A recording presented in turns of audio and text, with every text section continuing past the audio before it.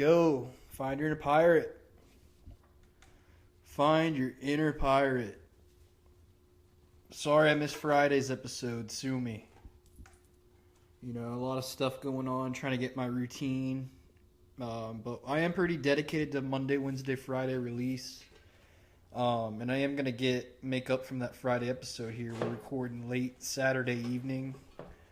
I'm just chilling here with my cat Roxy. She's actually digging in this little centerpiece plant thing on a coffee table as I talk and record this pod. Find your inner pirate. This is episode number 6. A lot of fun. On today's pod, I'm going to show you guys my versatility a little bit. I want this podcast, I think Find Your Inner Pirate is just the perfect title for this podcast because it's going to be sports centric. That's what I'm best at, what I'm most passionate about. But I love other stuff too. I love music. And we're going to really I think it was a blessing in disguise I didn't record Thursday because Post Malone, one of my favorite artists, I'll get into it. He released an album, Austin, Friday, and I listened to it on my commute home from work. And man, what a great album it is. I've listened to it a couple times through, and I really want to do a little deep dive. I'm gonna go listen to a song, and then I'll come back and kind of break down every song a little bit. So that's what we got going on in today's episode on the back half, or the first half. On the back half, I'm going to show off, like I was saying, my versatility. We're just going to go back right into college football preview season. Big Ten East, one of, if not the most, I think it's the last year they're doing divisions in the Big Ten. But the Big Ten East, one of the most historical and best divisions in all of college football. So that'll be exciting. Fun episode ahead. So tell a friend, tell family, subscribe, follow us on all the socials. Porter and I will be recording tomorrow evening, so be on the lookout for that. We're going to hit the AFC North tomorrow night and do a little fantasy coverage. I've been doing a lot of fantasy drafts, me and Porter both, this week, so we'll have a lot of fun stuff to talk about. Let's get into the Post Malone stuff, man. I love this artist. Shout out to my boy, Hunter Frisbee. Me and him really connect on Post Malone. He's a one-of-a-kind artist, man. I mean, he's a rapper. He is white, which you don't see a lot of, and that's why I can relate to a lot of his music. And honestly, I can relate so much to him, maybe more than any other artist, just where I am in my life, in my background. Post Malone is from Texas, around the Dallas area. And I want to say his dad was like a team employee for the Cowboys, so he always drops in like Dallas references in his songs, and he's just so inspirational. He's just so uplifting, his music, just positive vibes. I mean, I really can't get enough of this new album, Austin, so definitely excited. Let's go ahead. Let me go into my other room. I'm going to listen to the song, and then I'll come back out, and we'll merge it all together as one podcast. So the first title track of the album, Don't Understand, just really kind of sets the tone. Little melancholy guitar playing. Post just... The chorus of the song is, don't understand why you like me so much, because I don't like myself. Or I'm pretty sure that's what it is, or along those lines. And it's really not much more than that lyric-wise throughout this song, but just the way Post can deliver, and he can say the simplest of things and just put you in your feels, because the production with this songs, and even in a sadder type song like this, Post really is just so inspirational. Even though he's not really saying a whole lot. But obviously this is about some type of relationship he's going through, and I just really I dig the guitar production in this track. Let's go ahead and move it on to track number 2. That moves us to the second track off the album, Something Real. What a great change of pace this song is. I love the first track, the melancholy. I dig that, but this one was just upbeat, just vibes. Give me something real, just so I can be at peace. I mean, that's basically the theme of this song, and that speaks to me a lot right now. For a lot of different reasons, I'm just tired of fake, and I think we all are. And Post is just so relatable, especially the age we are. I was talking about how Post kind of grew up in this Dallas area like me. He's also my age, so I can just really relate to some of the stuff he's saying. One of the lyrics is "Give me something real," and that's like the chorus, and it's like a choir background singing it. It's really good. Just really hits home for me. And then Post goes, "Light a cigarette just so I can breathe." And like, I don't smoke cigarettes, but you need that relief in life. And Post is definitely, he's down. I think he lives down there in Austin, and I think that's really why he tracked the album, labeled the album Austin. And I'm sure he's down there just trying to navigate things, and he just wants something real. And don't we all? So this is first time through. I knew this was gonna be one of my favorites off the album. Okay, moving it on to track 3. One of the singles off the album is Chemical, and this is just a feel good song. This is just a song. Post is he's talking about a relationship like most hip hop rap, but it's also a little bit of a double entendre too, because I mean, like a lot of artists out there, I think Post is using a lot of drug use in this song with Chemical. It's just some of the lyrics, but it really is mainly about a relationship, I think. And this is just such a good song, and just makes you feel happy. It really does. This is just a feel good song, and it's really what I just love about Post is this song. So I've been listening to this one for a few months already, and there's some really good verses in there by Post on this one. We got Nova Candy as the title track to the next song, the 4th on the album. And I like this one. It didn't like it as much the first time, but as I listened to this album the second and third time through, I really like this track. Kind of a longer track too. No, I never felt anything better than this. I would give up my tongue for a taste. Even though I said it's catch and release, dopamine overdose. That's kind of the chorus, and that just speaks to Post, man. He's got feelings for this girl, whoever it is. He's in love, man, and he just never felt anything better. And I think we've all been there at some point in our life. If you haven't, listeners out there, I'm sure somebody's gonna come along and gonna feel that feeling. Nothing lasts forever. Look at my wrist. I mean, yeah, that's the nature of relationships and romance. I mean, you gotta focus on yourself, because you never know. I mean, people are unreliable, and I think I live a pretty positive attitude in life, but that is why I can just relate to Post and his songs, man, because he's trying to figure it out just like I am. Okay, moving on to the next track, Morning, another single off the album.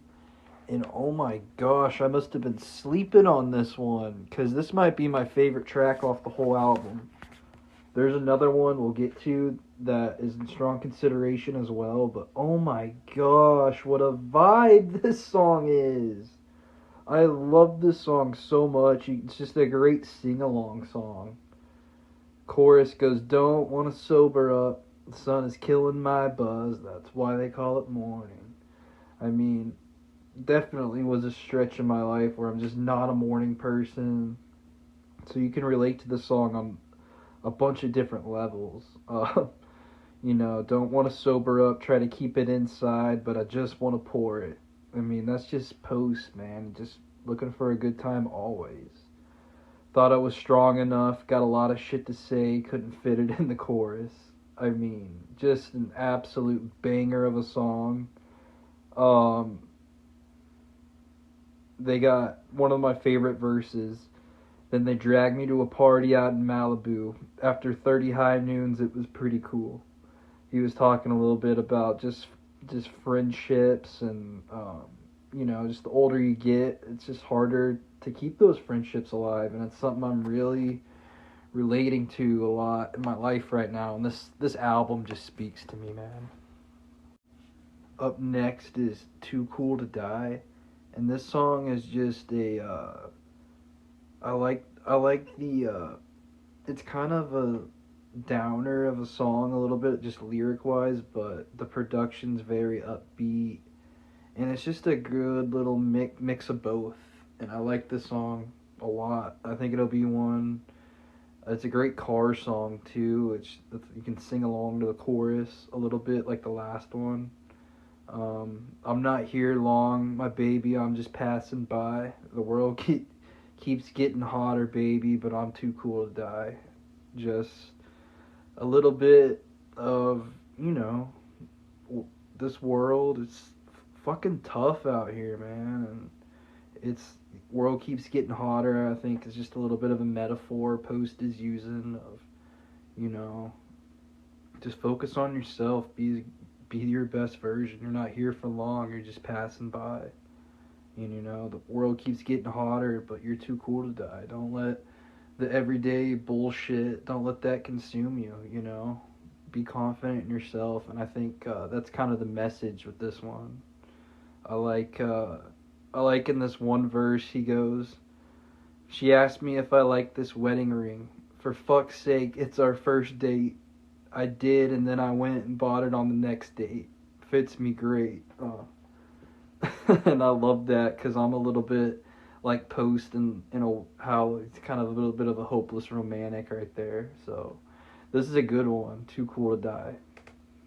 Okay, moving on. The 7th track, Sign Me Up.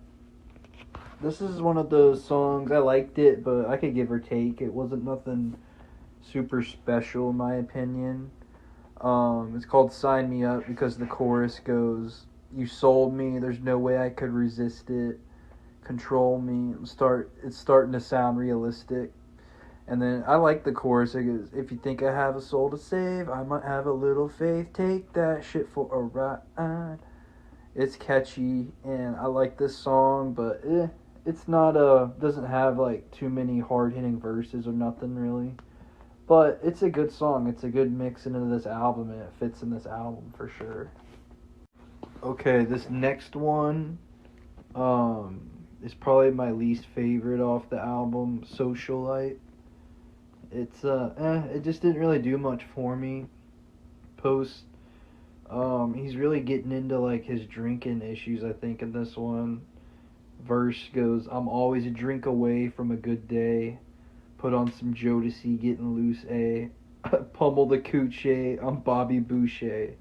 I like that verse. Shout out to the Water Boy.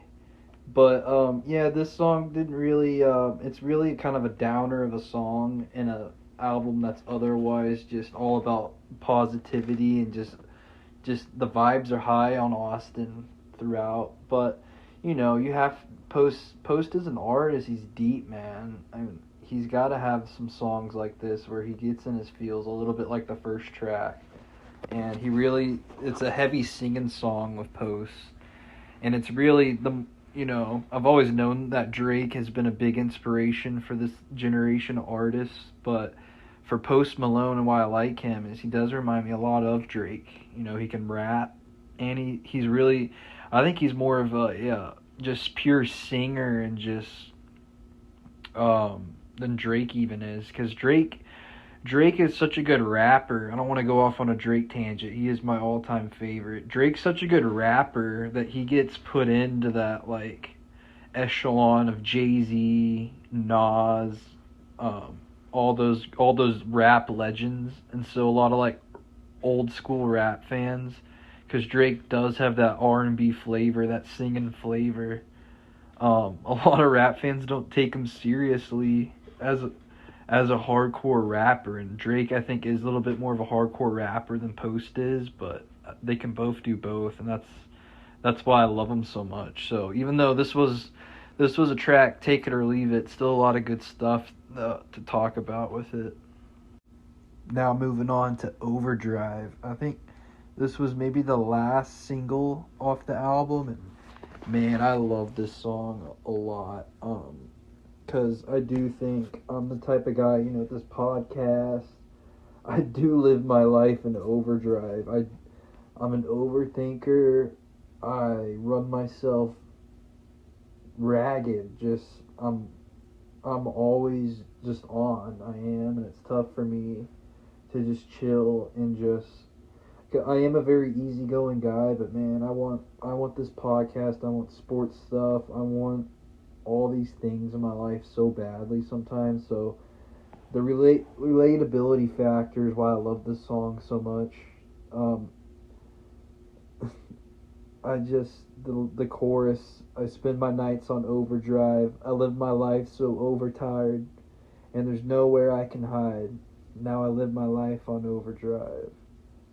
I like the verse. I'd remove my tattoos if that's cool to you. I'd do anything to be cool to you. It's a beautiful song, and I think it's one that really kind of encapsulates this whole album, Austin. Track 10 gives me one of my favorites, and listen to this one in the car, guys. It's called Speedometer for a reason. Just the production, the beat on this one is just such a great. So it gives you a little bit of a spark, man. You cannot be. This would be a good gym song too. Nothing really like lyric wise. It's a little bit like one of the songs earlier. I'm forgetting where it's just man, just taking the vibe of this song. I love it. It kind of reminds me a little bit of some of the songs The Weeknd puts out. I love listening to The Weeknd in the car. The first verse just goes, I just bought a new Lamborghini, that SOB go 225. You called my phone, said you wanted to see me. I couldn't think of a better reason to drive. I love that. But yeah, the chorus just goes, push my speedometer. And I'll give you a little bit of my singing flavor on Find You're in a Pirate. That's why you gotta come, and that's why you gotta listen. Because I'm a man that has a lot of clubs in his bag, if you will. So I'm gonna try and get into that. That's why I want to do these album movies. We're gonna do a lot of pop culture stuff outside of sports. So this song is one that's gonna be in my rotation for years to come. Next up is Hold My Breath. And this one is one I probably won't listen to much. Not that it's not good, and Post does just spill out his heart in this one. Just a little guitar melody.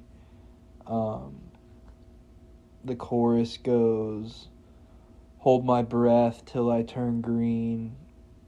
Please don't leave because you're holding on to something special to me. And it's a beautiful song. It really, really is.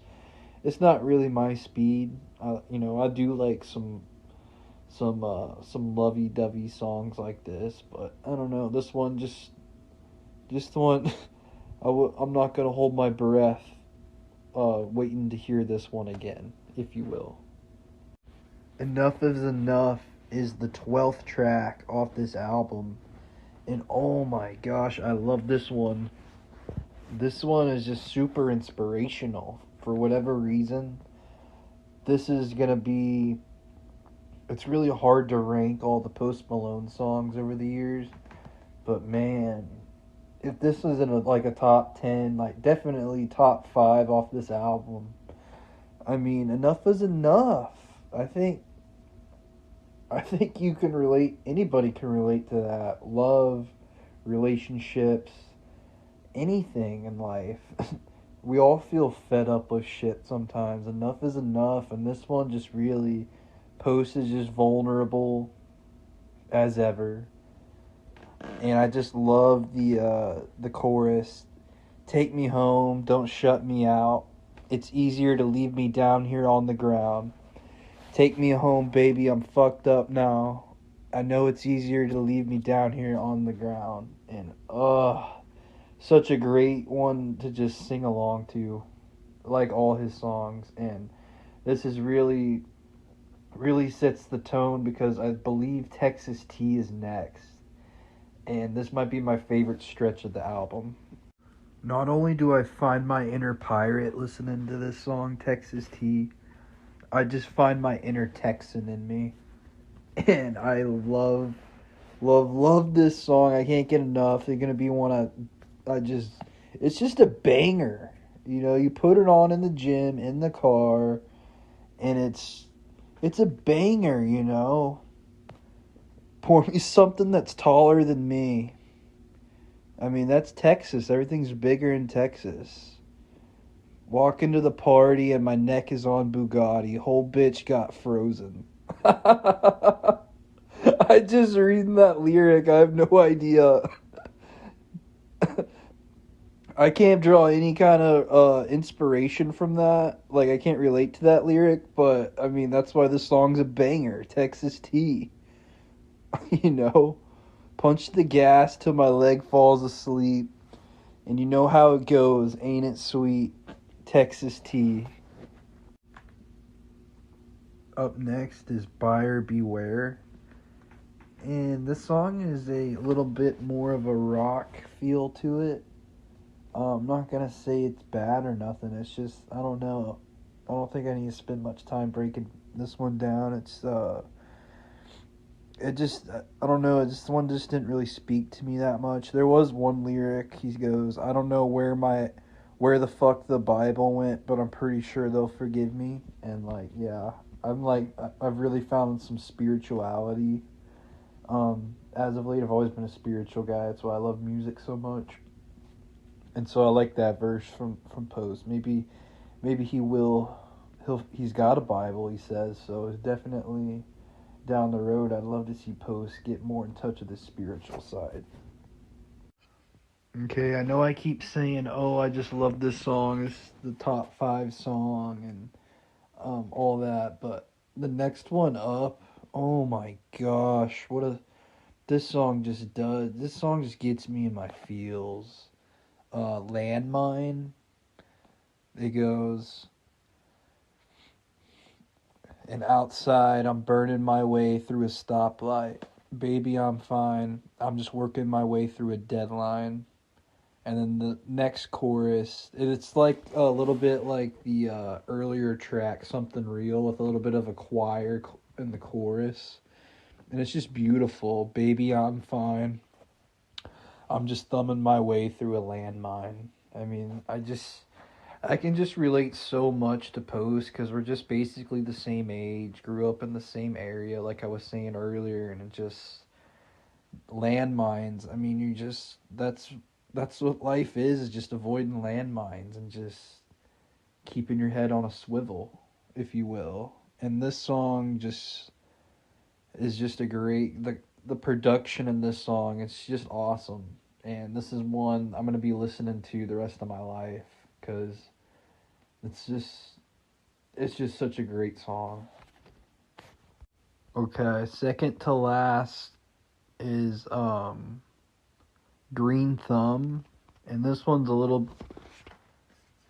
reminds me a little bit of the Hold My Breath song, just a melody guitar kind of track, and it's all right. It's probably it could be like the most forgettable track of the whole album though, and I think it's probably just trying to set up for a finale, and we'll get into that one. So Laugh It Off finishes us out here, and this is a great finale, just everything you kind of want. And I'm gonna get into like put it like out of the score after this on the album, but man, just the production, the drums at the end is very, and Post vocals in this one might be the most impressive out of any track on the album. I love this song. I do. I really like this verse. Haven't seen the sun in a month, but it's all sunshine.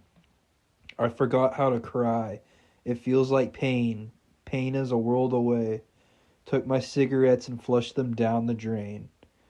I like that. Post, you need to keep those cigarettes flushed down the drain because next verse he goes, okay, okay, I'm lying. So, Post is a guy that knows pain, man. You can just relate to people that know pain. And that's why I love music so much. And I think this album, Austin, is just super inspirational. Really speaks to me, the stage of my life and what I'm going through right now, especially. A lot of the songs you can draw, all of them really, you draw some inspiration, but there's a few that really stick out to me for sure, and I can't wait to just keep listening to this. It's definitely my favorite thing to play in the car right now. So I can't recommend this album enough. Just drop Friday, and I might go ahead and put this podcast out on a Wednesday of next week. We'll see, maybe a Friday. But I think that's a lot of fun and it's something I want to keep doing. You know, this is 17 songs I just went through, and it takes a little bit of time, but it's worth it because I'm just such a big fan of music in general, and I love artists. I love people that put themselves out there and express themselves, you know, and that's what I really want to do with Find Your Inner Pirate, and I definitely think Post found his inner pirate working on this album. Can't recommend it enough. I would give this out of 10. We'll do like a Dave Portnoy pizza review score. I'll give this, I don't really know how it stacks up to his other albums. He has so many good ones. It'll take some time to really do that, and maybe that'll be another podcast down the road where I can rank Post's albums. But I'm going to give this an 8.7 out of 10. There was like 2 songs there that I just didn't really like, Hold My Breath and another one. But oh my gosh, Speedometer, I can't wait to just listen to that in my car all the time. Just the vibes are high on Austin, and if you haven't listened to it yet, go ahead and give it a listen.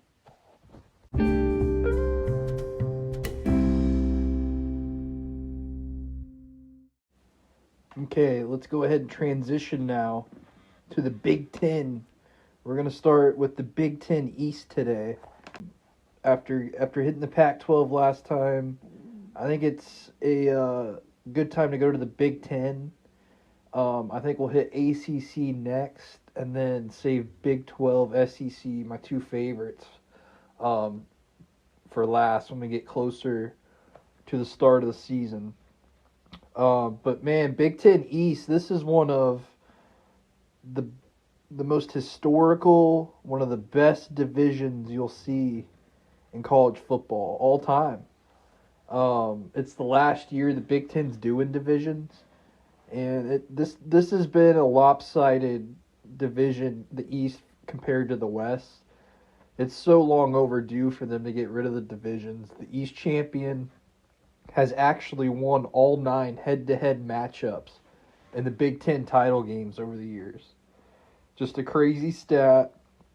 I always thought the Big Ten is a little bit overrated. I'm not going to lie. I mean, outside of Ohio State and really the Urban Meyer era especially, I just don't think there's really national championship quality in this conference most years.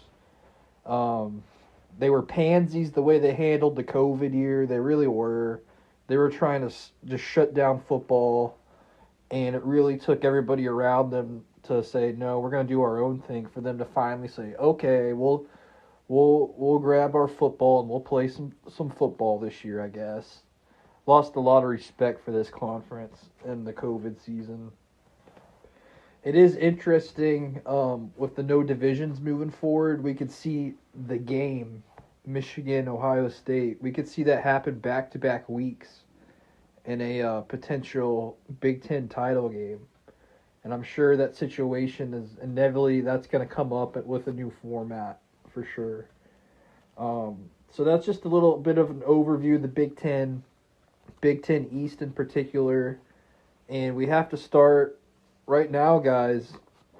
I mean, the Big Ten runs through Ann Arbor, Michigan. The Michigan Wolverines, they are plus 180 to win this conference. So, not quite 2-1.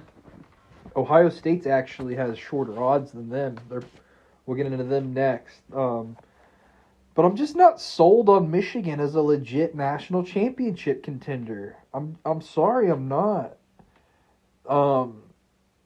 Like I said, it runs through Ann Arbor in the Big House right now, the Big Ten, and they have pulled down Ohio State's pants the last 2 years, last two matchups. They're really, especially last year, that second half, they did not look like Ohio State did not look like they should have been on the same field as Michigan. So I'm not totally disrespecting them.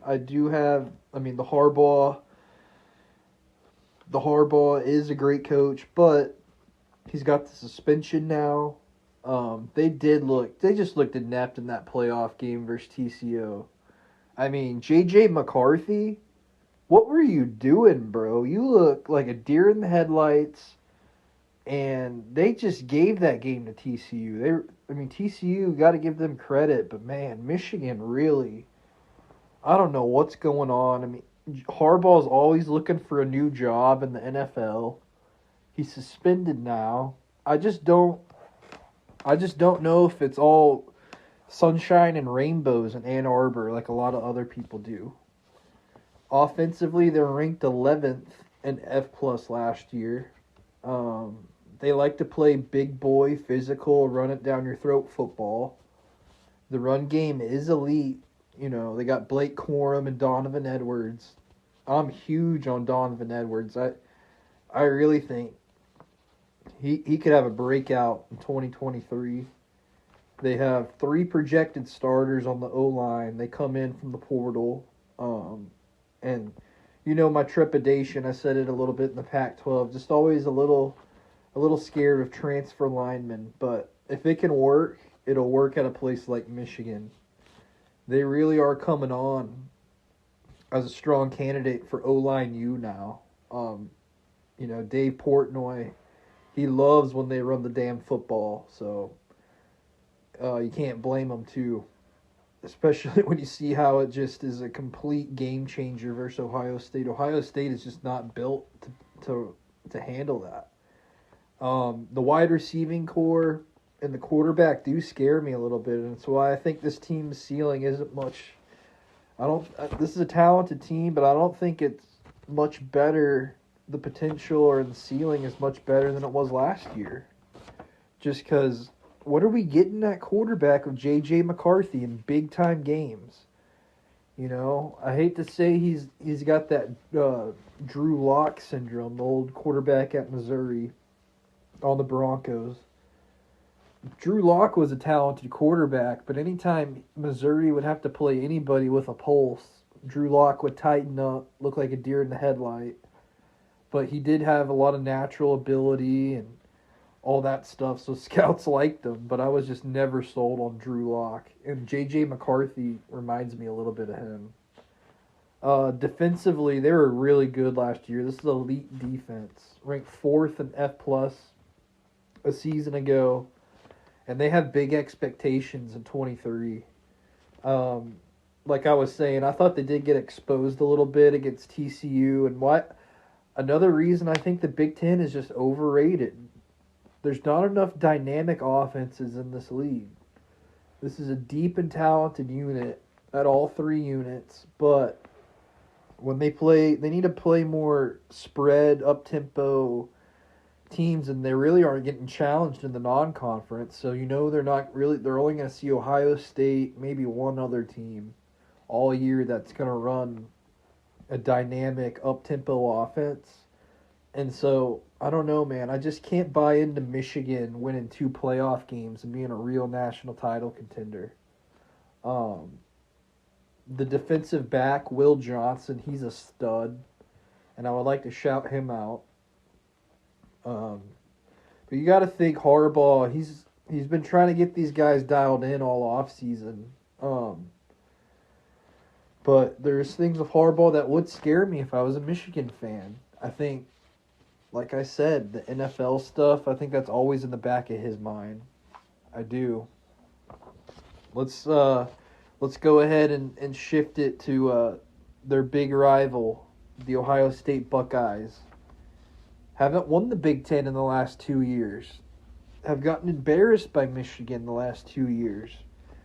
But Vegas has them as the favorites here, even with the with C.J. Stroud, the quarterback, leaving. Man, this team is loaded. They took a lot of heat from losing to Michigan last year, but at the same time, they flipped the script. The committee did get it right, giving them that fourth playoff spot. And man, they showed out versus Georgia. They were a field goal away at the turn of the new year, right on the dial as the ball was dropping. They missed a field goal that could have really maybe won them the national title. Because I do think they would have beat TCU. And, C.J. Stroud's gone, but I'm a believer in Ryan Day and his offensive brilliance. Even if he does look like an evil ventriloquist doll with his jet black hair, I think he is one of the brighter offensive minds in the game. And anybody that's watched college football over the years and has paid any attention will know that. It's really him, Lincoln Riley, I think, are 1A and 1B. And offensively, last year, these guys, they didn't lose a step. They never do. They're always right there. Third and F+ offense last year. I know Kyle McCord is the presumed starter. And I've heard there's a lot of hype with this guy. I think a lot of people are high on him. You cannot help but be high on this wide receiving unit. They're mega talented as always. Probably the best assistant coach in the country, Brian Hartline. He's recruiting and developing these receivers over the years, and he is the offensive coordinator in title now. So maybe, he keeps doing his thing. Maybe he could be a head coach candidate, and he'd be a name a lot of schools will be interested in. But he's an Ohio State kid, went to school there, the whole 9 yards. And he just crushes it every year with these receivers out on the recruiting trail, putting receivers out in the NFL every year. I mean, it's ridiculous. And he might have the best one yet in returning junior Marvin Harrison Jr. He's pretty locked into the first wide receiver off the board next year already. They have another former 5-star, Fleming. Look for him to put it together this year. Those two to kind of be the stars. You have two other star running backs, Mayan Williams, Travion Henderson. They're both back. This is a loaded offense. It's about the quarterback, and they do have to replace some tackles. Paris Johnson, DeJuan Hand. But man, this offense they're going to overwhelm the majority of their competition. Nobody really plays a brand of offense like them in this conference. So they're going to go out, overwhelm teams a lot of the time. Defensively, Jim Knowles came in last year, had this defense up to speed pretty quickly. First year in Columbus. He comes over from Oklahoma State, another OSU. There's actually 3 OSUs in the country: Oregon State, Oklahoma State, Ohio State. But I love Jim Knowles, his scheme, his creativeness. They are a little bit more vulnerable against physical rushing attacks. See Michigan, see Georgia. Look for the edge, JT Tuilamale. I don't really know how to say that, but I think he's going to have a breakout year, and he's going to be a first-round pick. Ohio State, they always got some studs up front. I really like their linebacking duo this year. Steel Chambers, going to go ahead and put him on the all-name team. Steel Chambers, just a stud linebacker, and his partner, Tommy Eichenberg. Not a bad name in his own right. So I like the safety duo of Ransom and Proctor. Proctor's an Oklahoma kid, a guy OU really missed out on. I do worry if they have that shutdown corner they always seem to have. They have Burke out there. He's pretty solid. Showed some flashes last year, but I don't know. I think they do. If they want to be a legit national title contender, they need McCord to be the real deal. They need the offensive tackles to come in and be good. And they need a shutdown corner like they usually have. And I don't know. Those are the 3 question marks with Ohio State. Nobody really recruits to their level except if you're not Alabama or Georgia. So I expect them to come in and be really good this year. Really good. I think next we got Penn State, and a lot of people are high on the Penn State right now, aren't they? I read that head coach James Franklin, he brought the Rose Bowl trophy with him to a Board of Regents meeting in February. And, I'm sorry, but that's a major red flag for me for multiple reasons. James Franklin, he's very much a car salesman. A lot of college football coaches are.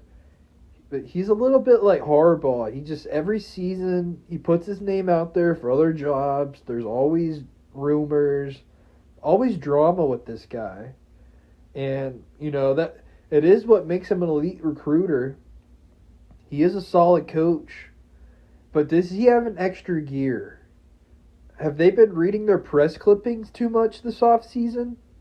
Have they, a lot of people are high on this team. Are they too comfortable playing third wheel to Ohio State and Michigan?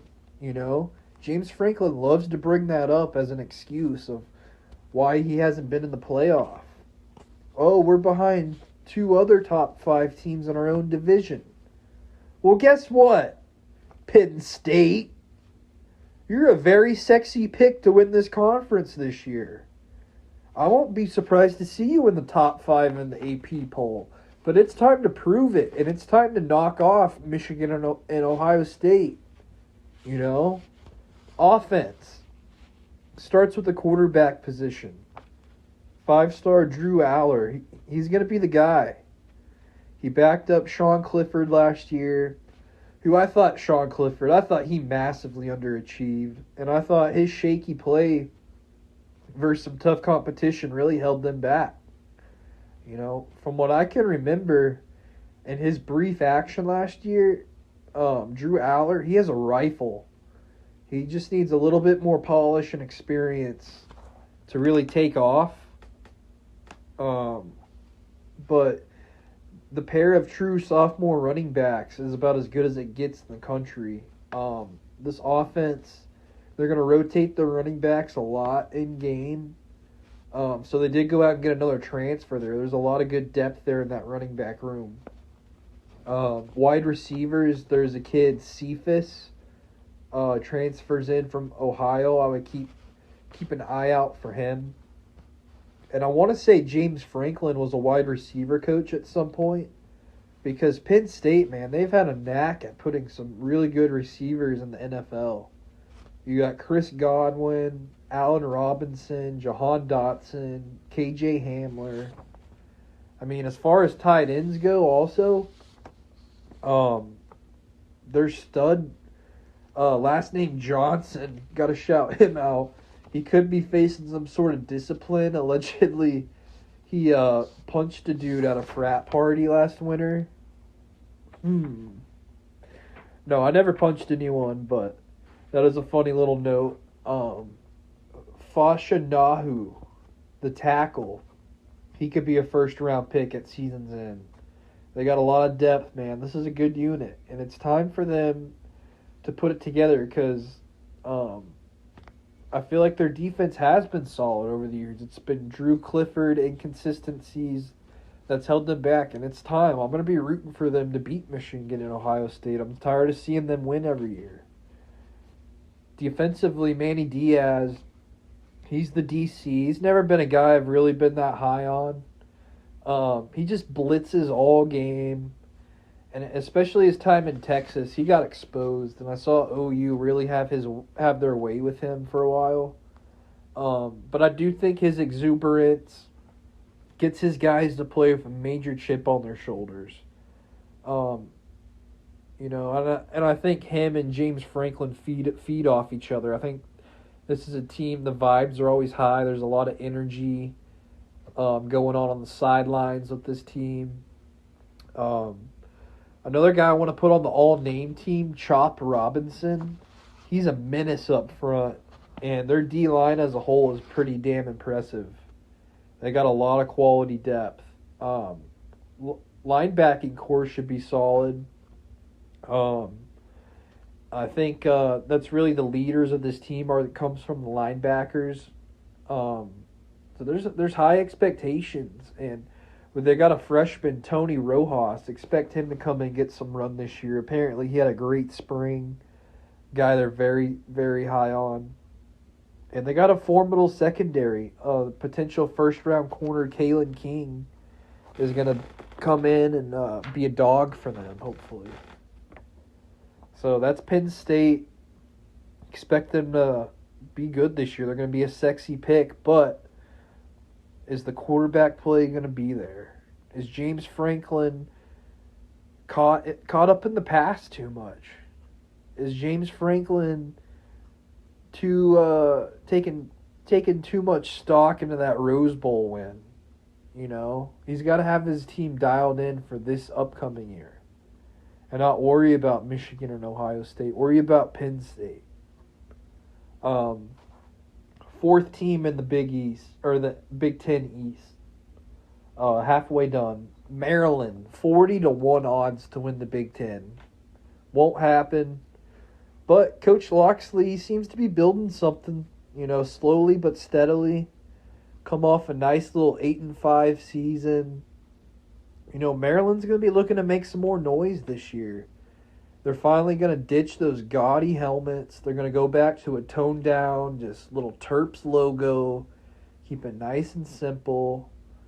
And now that eyesore is gone, can Maryland really hit their stride in 2023? Offensively, it's a talented coaching staff led by offensive coordinators Kevin Sumlin and Josh Gaddis. We all know Kevin Sumlin, his time at Arizona, Texas A&M. Josh Gaddis, he's being brought over from Miami after a miserable season. You got Talia Tagovailoa, Tua's little bro. He's the man in charge at quarterback. Feels like he's been there forever, honestly. They have some talented skill players. And this is an offense I expect to be pretty exciting. As long as they can hold up front. That seems to always kind of be the kryptonite of Maryland, is this offensive line's never good enough.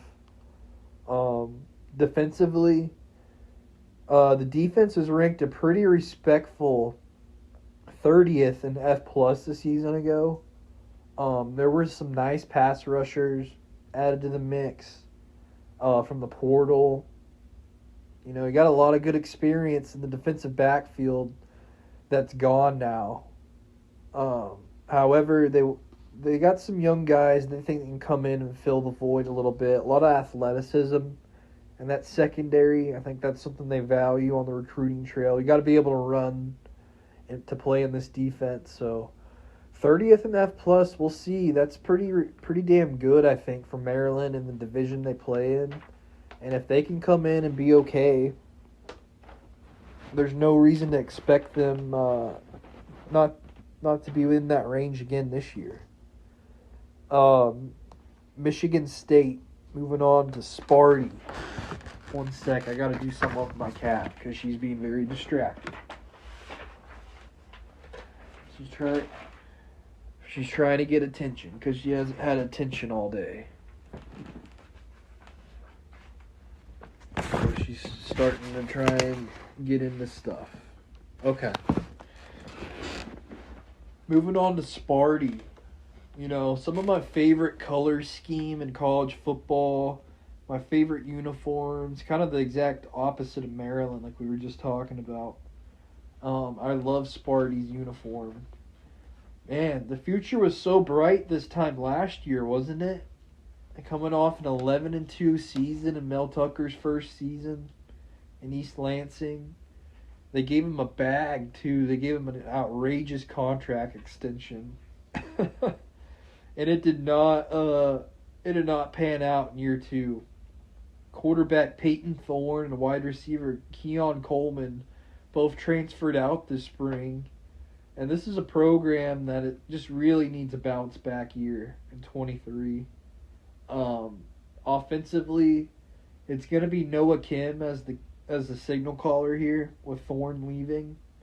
I think the skill player who might come in is the most talented is their tight end, Malik Carr. Offensive line could be a strength with they got some good experience coming back on that O-line, and they usually have some dogs at the running back position. It is kind of murky at this point to see who the guys are going to be. But yeah, this could be a team that they want to come in, run the ball, and control the clock a little bit. This unit, man, they need a solid fall camp to find their groove, though. Defensively, this defense was hot garbage last year. They were so bad. I'm kind of remembering now a couple times I bet them, and their defense would just give up explosive plays, and it was just it was so chaotic watching them last year. 92nd ranking in F+ is just downright miserable and sad. For a team under Mark D'Antonio over the years, they would always have a solid defense. And Mel Tucker's got to get it together. And the defensive coordinator, there's a lot of pressure on him. Fourth-year guy, Scotty Hazelton. They did go out, add a stud up front on the portal. Texas A&M transferred to Misi Adelie. You got to shout out defensive tackle Maverick Hansen, also in strong consideration for the all-team name. They got a solid little linebacker duo. This defense should look improved, but keyword should. You know, you got to expect them to be better than 92nd in defense, but I don't know, man. That they do play Michigan, Ohio State, Maryland. They do play some tough offenses. I'm not really sure what the non-conference is looking like. They usually go out and play somebody decent. But it could be worse. You could beat the Indiana Hoosiers at 100-1 to win the Big Ten in 2023-24. Oh man, what a downtrodden football program this is. I mean, I'm sorry. Tom Allen, he seemed to have that vibe and that buy-in from his players during the COVID season. But, man, the wheels fell off the last two seasons. Winning a total of 5 games. Tom Allen has to have one of the hottest seats in America. Offensively, the expected quarterback, he had a terrible knee injury last year. He'll likely be out all this year, or most of this year, I think. The former O-line coach is from Wisconsin. They really need to get that unit up to speed. They need to be able to run the ball like Wisconsin's known for. He needs to bring some of that culture in. I think this offense is going to want to run the ball a little bit with the quarterback concerns, but I did read they're thinking about running like an air raid system. So I don't even know what that's all about. That would be a real change of pace from Indiana football that I've known over the years. This offensive unit does not inspire much hope. It just doesn't. Defensively, linebacker Aaron Casey, he's the leader of this unit. He's the heart and soul. They got in a lot of new bodies in the portal, so leadership's going to be big. And the one thing I do like about the head coach, Tom Allen, is he does get his guys to play with some passion. And this defense, they're going to have to make their own energy a lot in 2023. You know, Tom Allen, he's given up play calling duties on defense. So we'll see how that transpires. The pass rush has been non-existent over the years. The secondary's young. There is some promise there with some transfers. One name I do want everyone to keep in mind: Noah Pierre, nickelback. He might be the best player on this defense. So, just a guy I want to put on people's radars. But yeah, Indiana, man, I'm not sure. I'm not sure about their chances this upcoming year. Tom Allen, I don't know if he's going to make it through the end of this season. Probably not, unless they really surprise some people. But yeah, that's the Big Ten East, guys. Fun podcast. Go ahead and give out a prediction. I think Ohio State's gonna win this division. They're gonna win the Big Ten this year. I think there's a lot to be excited about with Kyle McCord, and I just think the way they recruit. I think they are just a more talented roster than Michigan, and I'm not trying to take any away from Michigan. Michigan's gonna have them at their place in Ann Arbor in the Big House this year. But I don't know, man. There's a lot of I don't like the vibes coming out of Ann Arbor. It's not just because of this Harbaugh suspension. It's just I think this conference is a little overrated. I think Penn State's going to be right there in the mix. But I got to see it from Penn State and James Franklin before I give them any type of conference future or predict them on a podcast to win. I got to see it. So that's going to wrap us up. Find Your Inner Pirate, episode number 6. Fun stuff. I'm going to get this out here. And then me and Porter are going to record again. So we'll have 2 podcasts out if you're going to listen to them on Monday. So find Your Inner Pirate. Peace out.